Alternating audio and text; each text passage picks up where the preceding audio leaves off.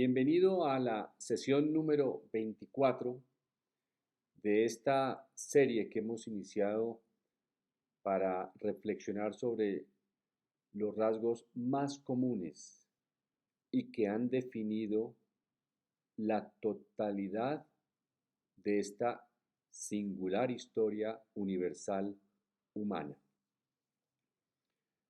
Hemos dicho que esta historia comienza hace 10 o 15 mil años con la revolución de la agricultura.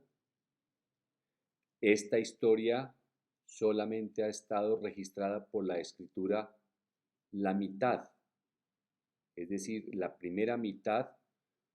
Podemos concluir, podemos reflexionar sobre esa primera mitad con base en el comportamiento de esos seres que hemos definido aquí como los hacedores de esta historia universal.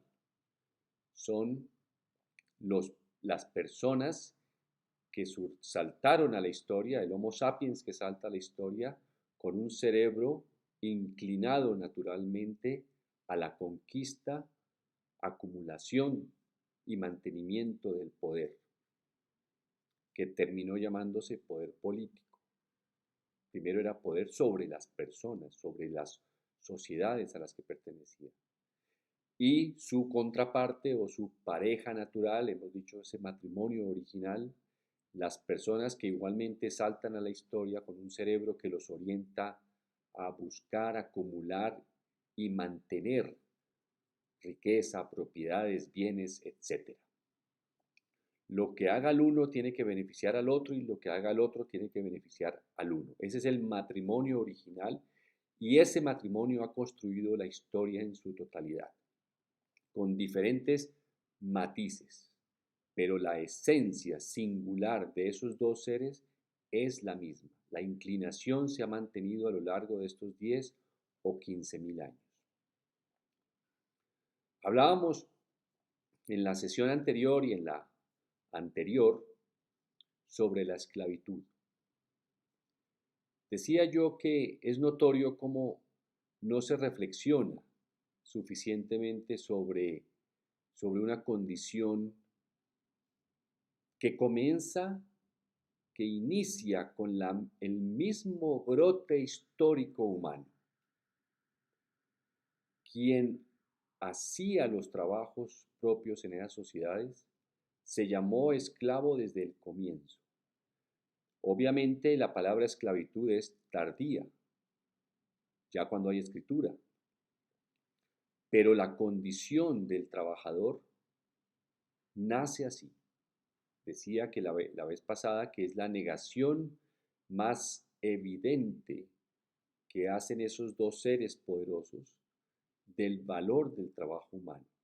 Ellos valoran el trabajo porque saben que es correcto hacerlo, pero el comportamiento de ellos, que es lo más importante, no es coherente con esas palabras que dicen con respecto al valor del trabajo humano. Quizás solo valoran el trabajo de ellos, pero la valoración que hacen del trabajo del trabajador es cero. De ahí que les haya parecido tan natural que fueran esclavos.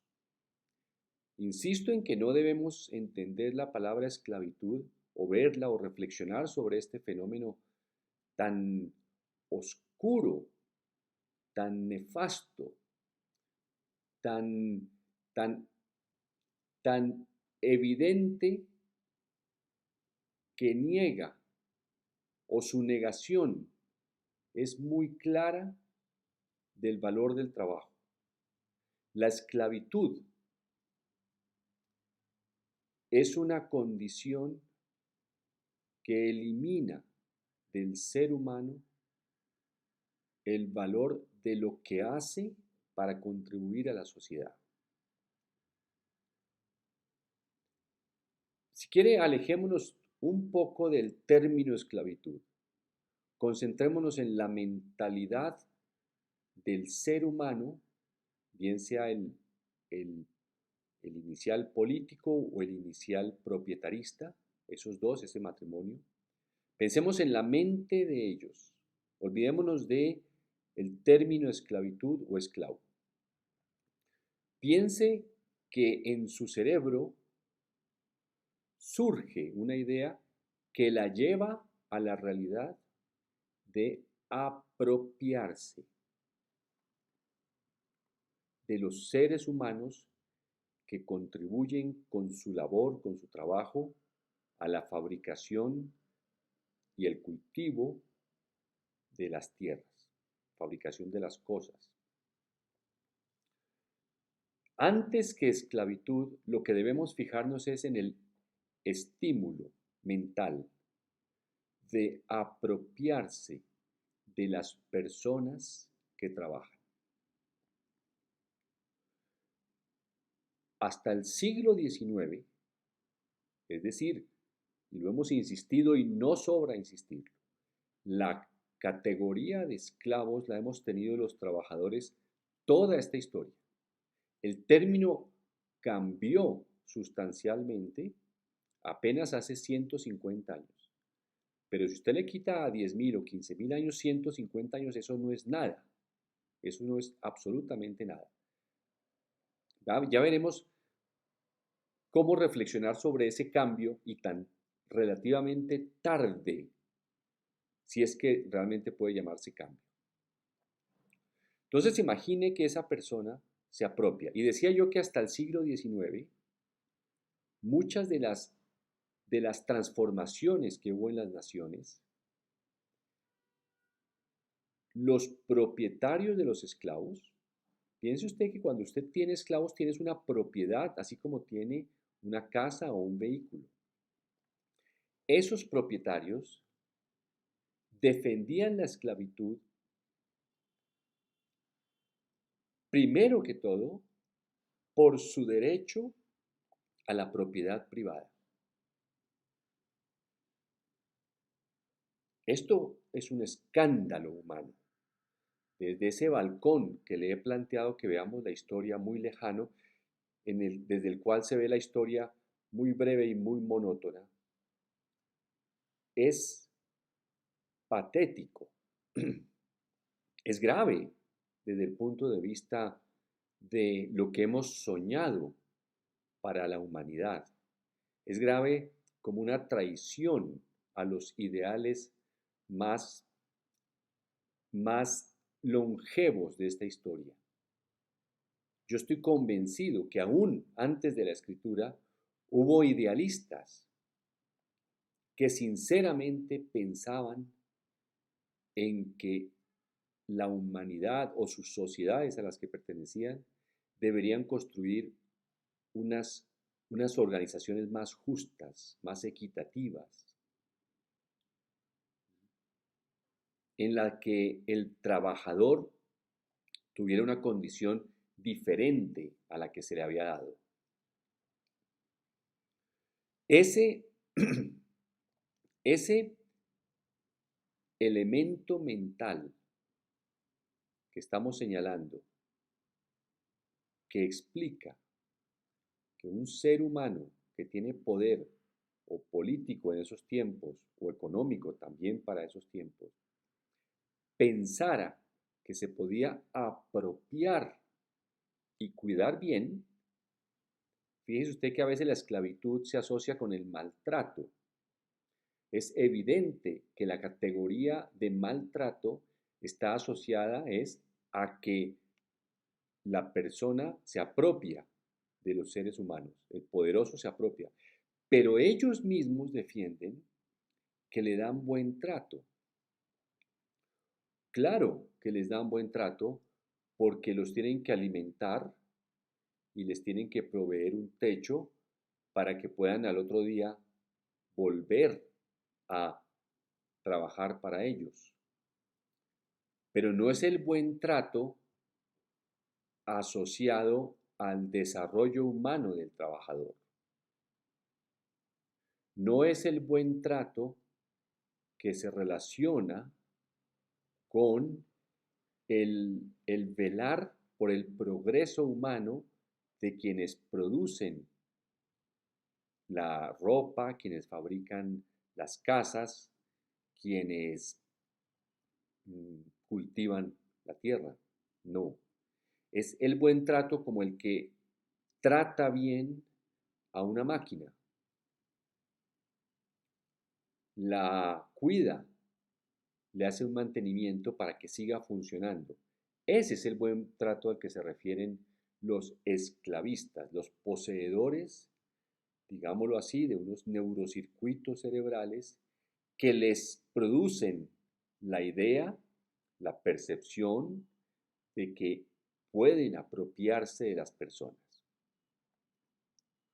Fíjese usted que en las guerras, cualquier época de la historia que usted seleccione y estudie las guerras que abundan, las guerras, hemos dicho que también salta el Homo sapiens armado de la guerra. En esas guerras había un aspecto también muy común, un comportamiento supremamente continuo, no cambia. En las guerras, una vez el triunfador permite a los soldados violar a las mujeres. ¿Qué de civilizado puede haber en la guerra? ¿Qué nación, qué pueblo puede realmente autoasignarse el título o el adjetivo de civilizado si cada vez que conquista una tierra ajena lanza a los soldados a violar a las mujeres, matar a los niños para que no crezcan, con el odio hacia el conquistador? Y las mujeres, junto con los hombres, se esclavizan. Es el mismo comportamiento, solo que cuando se esclaviza al integrante de la misma sociedad, se hace sin que haya de por medio una guerra. Lo que hay es una explicación de un mandato divino, de una explicación divina, de un dios o de unos dioses que explica la naturaleza del trabajador. Luego lo que hay es una intimidación y por supuesto unas cadenas que los amarran por si algunos se rebelan. El maltrato se da cuando se rebelan. Luego el maltrato es el castigo justo que se le da al esclavo por no aceptar su condición. Y la guerra es para eso también.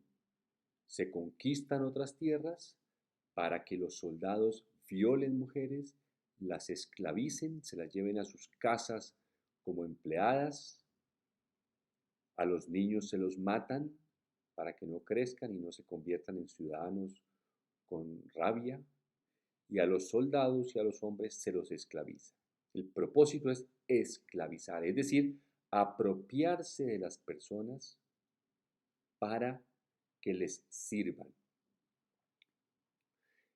Esto que parecería una película de cualquier época de la vida, de cualquier época de la historia, hay que considerarla es como una característica muy, muy profunda del comportamiento de esos líderes que ha tenido la humanidad. No es un periodo oscuro de la historia, no.